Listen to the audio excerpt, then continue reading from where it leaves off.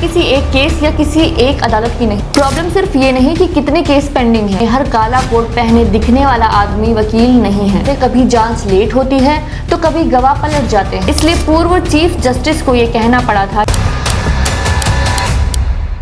जरा सोचिए, एक बेगुनाह आदमी 48 साल जेल में रहे और उसकी उम्र के 104 साल पूरे हो जाने पर अदालत ये कहे कि ये आदमी बेगुनाह है और उसको ये कहकर बाइज्जत बरी कर दिया जाए। या फिर कोई छोटा किसान अपनी जमीन के झगड़े का केस लड़ते लड़ते चल बसे और 60 साल के बाद उसका फैसला उसके पोते को मिले।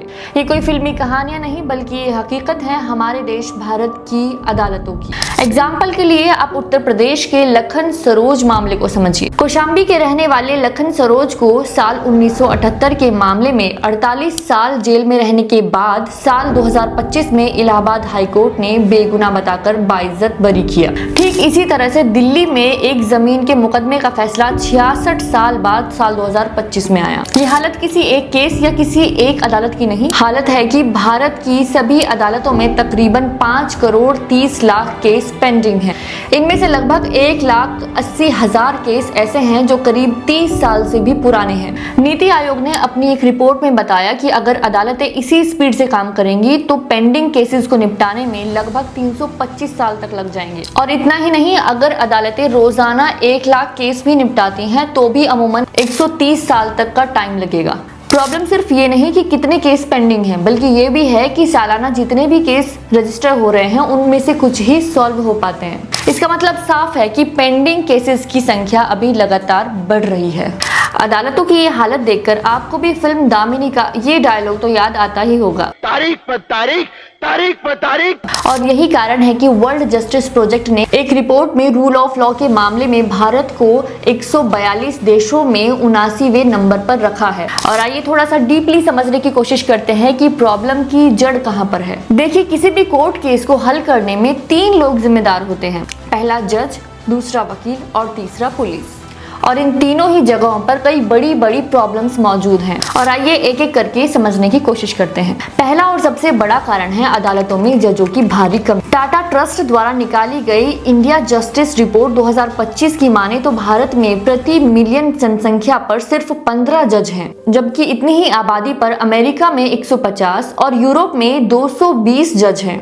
हमारे यहाँ अदालतों में जजेस के जितने भी पद हैं वो हायरिंग की कमी की वजह से खाली रह जाते हैं। इसी साल जारी इंडिया जस्टिस रिपोर्ट के हिसाब से हाई कोर्ट में 39% और डिस्ट्रिक्ट कोर्ट्स में लगभग 30% पद खाली पड़े हैं। और दूसरे नंबर पर हम बात करेंगे अदालतों में छुट्टी। इसका रीजन है अदालतों में पड़ने वाली बहुत ज्यादा छुट्टियां। क्या आपने कभी सुना है कोई पुलिस थाना, कोई अस्पताल या कोई बड़ा सरकारी दफ्तर गर्मियों की छुट्टी के लिए 1.5 से 2 महीने तक बंद है, लेकिन हमारा सुप्रीम कोर्ट और हाई कोर्ट गर्मियों और सर्दियों की छुट्टी के लिए महीनों भर बंद रहता है। मतलब इस दौरान पूरे भारत में इंसाफ के लिए लगभग लॉकडाउन जैसी कंडीशन हो जाती है। यानी अंग्रेजों के तानाशाही हुकूमत के टाइम बनी ये प्रथा आज भी बनी हुई है। आज भी हालात ये हैं कि साल के 365 दिनों में से सुप्रीम कोर्ट सिर्फ 193 दिन, हाई कोर्ट सिर्फ 210 दिन और निचली कोर्ट सिर्फ 245 दिन ही काम करते हैं। और इसी का रिजल्ट है कि केस की फाइलों का अंबार दिन ब दिन बढ़ता ही जा रहा है। तीसरा बड़ा कारण है अच्छे वकीलों की कमी। मौजूदा समय में रजिस्टर्ड वकीलों की कुल संख्या लगभग 20 लाख है, जबकि लॉ कमीशन का मानना है कि भारत जैसी बड़ी जनसंख्या वाले देश के लिए लगभग 50 लाख वकीलों की जरूरत है। इसका मतलब ये हुआ कि भारत में लगभग 30 लाख वकीलों की कमी है। बार काउंसिल का डेटा बताता है कि कोर्ट परिसर में हर काला कोट पहने दिखने वाला आदमी वकील नहीं है।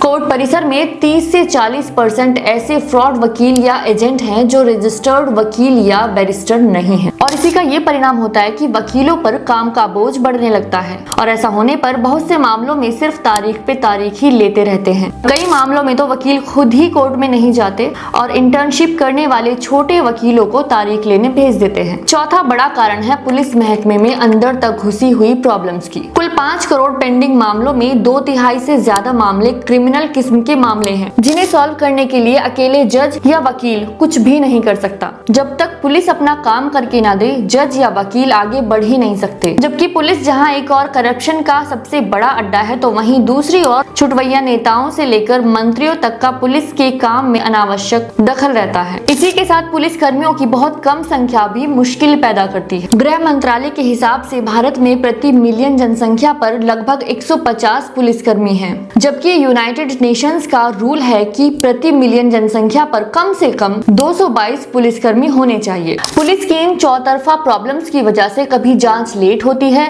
तो कभी गवाह पलट जाते हैं और कई बार तो पुलिस खुद ही केस को लंबा खींचने में लग जाती है। और नेक्स्ट पॉइंट है हमारा न्यायिक इंफ्रास्ट्रक्चर की कमी। अगला बड़ा कारण है कि हमारी अदालतों के भवन, कमरे, शौचालय, रिकॉर्ड रूम, कंप्यूटर रूम वगैरह वगैरह या तो बहुत पुराने हैं या फिर जरूरत से बहुत कम हैं, क्योंकि हम पूरे भारत की जीडीपी का 0.08% ही न्यायपालिका पर खर्च करते हैं। इसका मतलब ये है कि अगर हम अपने भारत की जीडीपी को 100 रुपए मान लें तो हम न्यायपालिका पर सिर्फ 8 पैसे ही खर्च करते हैं। और हमारा अगला पॉइंट है सरकारी मुकदमों का अंबार।